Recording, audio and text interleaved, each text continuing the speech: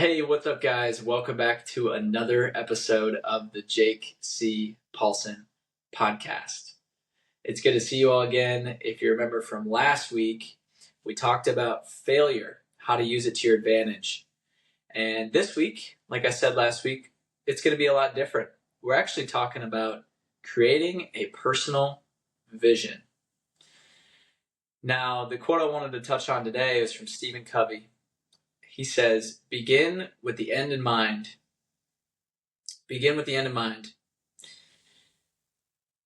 Have you ever looked at someone and wondered how they have so many goals put together?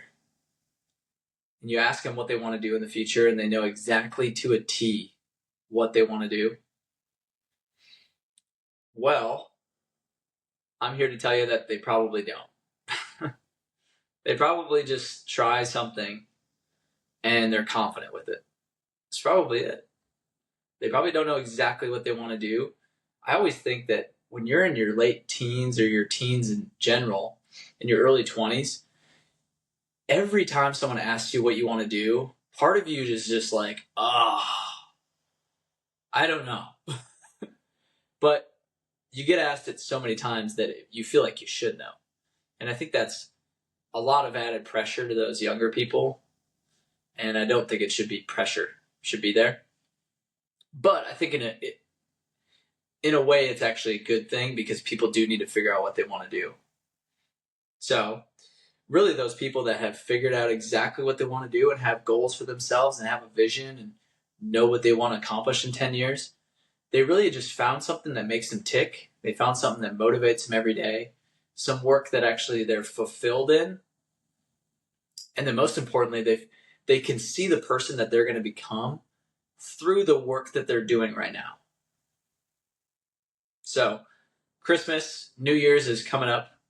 It's coming real fast. It's coming in the hat. So I thought it'd be a good idea to start a 2-part series on creating a personal vision. This can be a vision for 2025 or for your life. But regardless, in hopes it's going to help you find out what you want to do and who you want to become in the future. So it's going to be more of a workshop type of series. And we're going to discuss the first few steps to creating a vision for your year in hopes that it'll help you with your leadership, your business, and your influence in your community. Help take those to the next step. So let's dive in.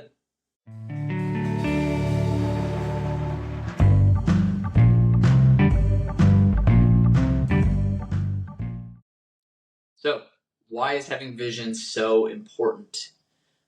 Well, having a vision is like a North Star. It's like your guide to live by. Everything you think, everything you do is directly correlated to who you're becoming and eventually who you'll be a year from now, 5 years from now, 10 years from now. So if you take Stephen Covey's advice and you actually begin with the end in mind, we could pretty much predict who you're going to be. So you can pretty much predict the future without using magic. But on the other hand, if you have no vision whatsoever, then you're pretty much like spinning your wheels in the mud. You're doing the same thing over and over and over again, expecting different results. And if you guys remember the last episode that we had about failure, doing the same thing over and over again I don't much think it's like a symptom of insanity. I think it's just a symptom of lack of vision. So hopefully by doing this exercise, it'll help you see the bigger picture and help you make better decisions based on where you want to be in the future and help you gain some self-respect as well. So I split it into 4 segments. The first segment we're going to talk about, and like I said, it's more of a workshop. So if you need to pause the video or pause the episode and any part, that's fine. Go ahead and do it. But the first one is, who am I? That's segment number 1. Who am I? The way we're going to figure this out is by simply asking yourself, who are you? Just ask yourself, who am I? This is going to require you to open up your computer, get out a piece of paper, and just write down. If you're driving, just think to yourself or pause it, talk out loud. I don't care. Do that. That'd be a good idea. But what type of person would you describe yourself as? A person of your word? Funny? Compassionate? Silly? Too silly? Confident? Are you overly confident? Are you ignorant? Hypocritical? Damaging? Are you soft-spoken? Shy? Are you overbearing? Are you lazy? Proactive? Are you honest? Caring? Are you thoughtful? Are you kind? Are you angry? Are you mean? Hurtful? If you were to write a paragraph on what you think others think about you, what would that look like? Again, if you were to write a whole paragraph on what you think others think about you, what would that look like? So take the time, pause the episode if you want to, if you need to. What would other people think of you? Because you really only are who people see, right? The way people view you is you. The way people view you is just you. Right? So it's very, very important to get a grasp on how people even view you. So you can do that with feedback as well. But a great way to do that is to actually sit down and journal. Try to come up with 10 things, 10 character traits that you think other people view you as. And once you have that, now we're going to talk about who you want to be. Who you want to be in the future. So let's take a look at who you want to be a year from now, even. Some of those things might be the same qualities. So you might be doing really well. If you're honest, I'm not saying be dishonest. Switch it up. And I'm not saying anyone even has any of these problems. I'm just saying the only way to find out if you do is to actually go through this process of figuring it out.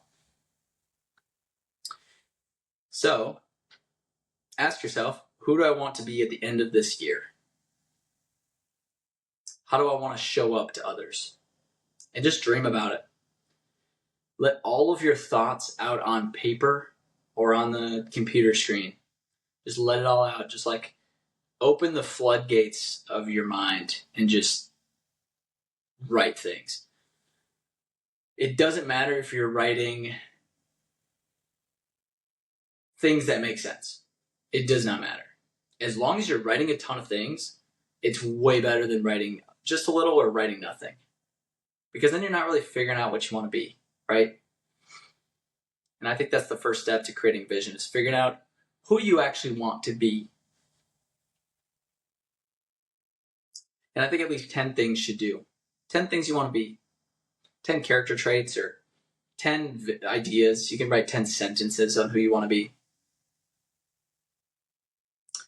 I read a story earlier today of a cancer patient. She got diagnosed with terminal cancer, and she had 2 years to live. And the point of view is from her friend. And her friend says, earlier today, in the last few hours of her life, she told me her only regret was that she didn't appreciate every year with the same passion and purpose that she has in the last 2 years after she was diagnosed with terminal cancer. And then she says, I've accomplished so much recently. If I only had known, I would have started sooner. I'm sure we've all heard about some stories of regret, whether it's on your deathbed or doing something right after you've done something you didn't really want to do. And one of the big reasons that we're going through this is because a year from now, if you're in the same spot you were, you should have some regret, I would think. If you're in the same exact spot, doing the same exact things, a year from now, 2 years from now, 5 years from now, 10 years from now, if you're not growing, what are you doing? If you're not growing, then you're dying. That's how I think of it. So how are you going to grow yourself? Who do you want to be in the future? All right, if you can actually figure out, like I said, it's not using magic, but if you actually figure out who you want to be in the future and you get the clearest picture of who you want to be, then you can start to take action towards that person so that you have no regrets. Right? You can trick yourself into thinking you only have 5 years to accomplish what you can. And wow, does that make a difference in your own head? 5 years. So, again, if you needed to pause the video, great. You should have at least 10 things that you want to be, 10 character traits or 10 sentences that describe who you want to be in the future. Next, what do you want to do before you die? What do you want to do before you go? Say that. What do you want to do before you go? Take some time, write out all the things you want to accomplish before you go.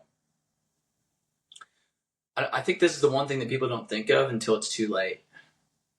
Until it's too late in life, and then they, do things that they wanted to do that they're... It seems like a lot of people, from the books I read and a bunch of different just perspectives, it seems like a lot of times as humans we just put things off until, it'll be better when I'm 65 and I have the money and I'll be retired and I'll have so much free time. It's like we get this picture of this luxurious lifestyle.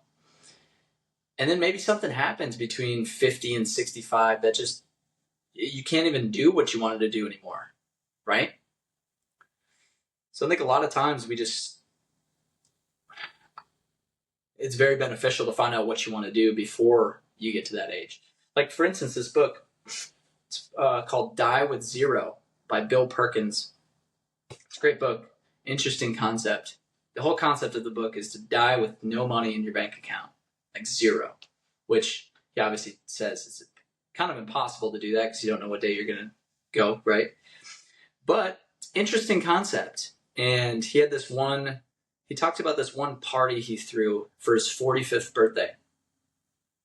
And he invited all of his loved ones to this island. It was like this beach in Tijuana. And he rented out 22 hotel rooms. So he rented out the whole hotel, suites and all these rooms. And he invited all the people from his life. Like, he invited his best friend from college. He invited his best friend from work, all of his family. So all the people in his life that he loved. And he said it was like heaven on earth. Like, he would walk out of the hotel, he could see the beach, and then everywhere he looked, it was people from his life that he loved. It was all loved ones. And he said he had great bands there, and he threw this whole thing. Now, obviously, he has the money to do it. Not everyone can fly out 40 family members or however many it was to this resort, right? But the point is, he did it on his 45th, even though he wanted to do it on his 50th. But he ended up doing it on his 45th. And he talked later in the book that if he did it on his 50th, then I think it was his father that passed away between his 45th and 50th. His mother that couldn't get around very well, so couldn't even go if he wanted to. So the point is, finding out what you want to do and doing it while you can do it to the fullest is when you should do it.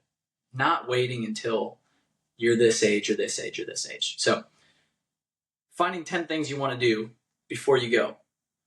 Okay, 10 things you want to do. And lastly, what are things you want to own before you go? What would you want to buy? How much money do you want to have? What kind of material things would have an effect on your life?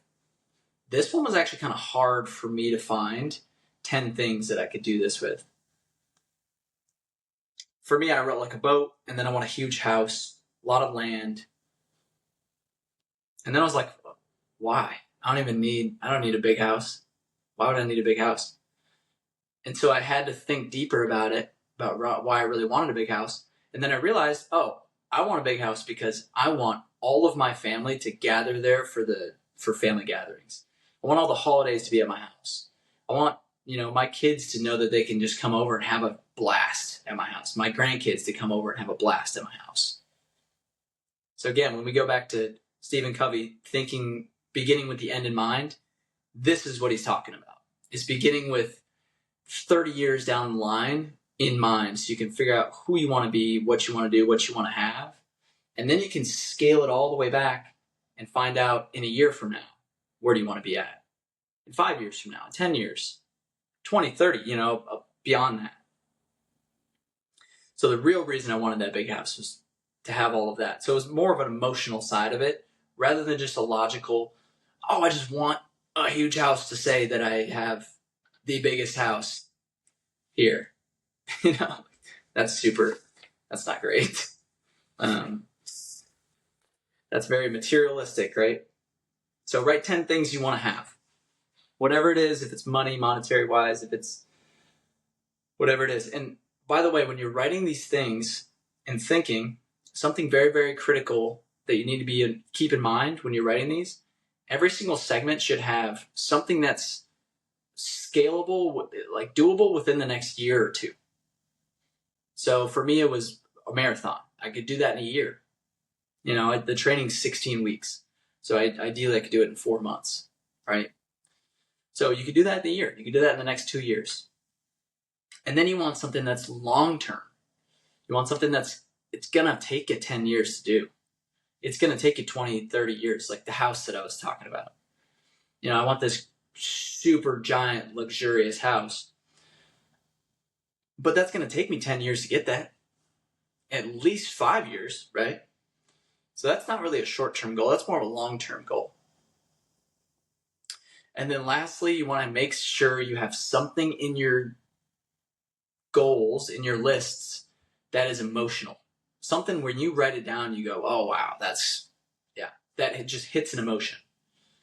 Or something when you look at it, like you look it up online or print out a picture like this down here we'll talk about next time, a vision board, something on there that is emotional to you, where you look at it and you go, oh, that's what I'm working for. That's why I'm doing this. That means when it gets tough, your vision's actually going to be motivating to you. So just to recap, it's a part 1 of a 2-part series on how to creating a personal vision. And today we talked about the beginning with the end in mind, because without a vision, like I said before, you're just spinning your wheels in the snow. I say that because it's snowing here in Iowa and Minnesota. But if you're down south, you're just spinning your wheels in the mud. You're trying to go places, just no traction. You're just working without really looking up, just keeping your head down. So if you missed a section, go back through and continue. It's meant to be more of a workshop over the next couple weeks anyways. So if you do need to rewind, feel free, go do it. Because the new year's coming up. So the whole idea was putting this out so that either this year or in the next coming years, you can use this and look back through and actually maybe use this as like a year-end review, right? To help you keep on the right track of where you want to be. So that's it for this episode of the Jake C. Paulson podcast. If you like this episode, please leave a like. And if you found it just the slightest insightful or the slightest helpful to go through some of this stuff, please think of somebody that this might be helpful for too. Share it to social media. But really the biggest way it's going to help is if you just directly send the link right to somebody. So that way they can check it out. It helps me, of course. It obviously helps the podcast grow naturally. But really the only reason I started this was to help people that are striving to get better in their business, their leadership, and their community. So it's really just going to help the people more than anything. So send it to them. It's a huge help. Like I said, it helps. It helps in 3 different ways. So please go ahead and send it to them. And of course, I want to become better at this as well. So I'd love some feedback as much as possible. Please comment, DM me personally. Super helpful. So thank you guys. Stay tuned for this next week where we're going to be covering part 2. And until then, let's get after it. Peace.